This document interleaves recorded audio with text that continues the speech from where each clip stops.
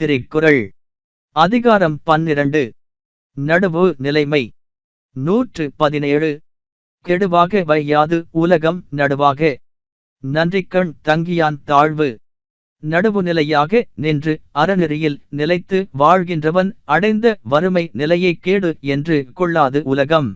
117.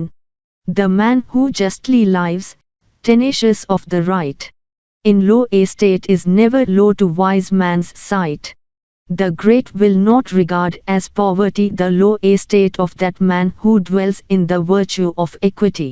117 கெடுவாக வையாது உலகம் நடுவாக நன்றிக்கண் தங்கியான் தாழ்வு நடுவுநிலையாக நின்று அறநெறியில் நிலைத்து வாழ்கின்றவன் அடைந்த வறுமை நிலையை கேடு என்று கொள்ளாது உலகம். 117.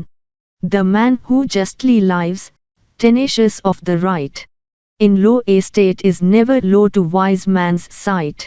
The great will not regard as poverty the low estate of that man who dwells in the virtue of equity.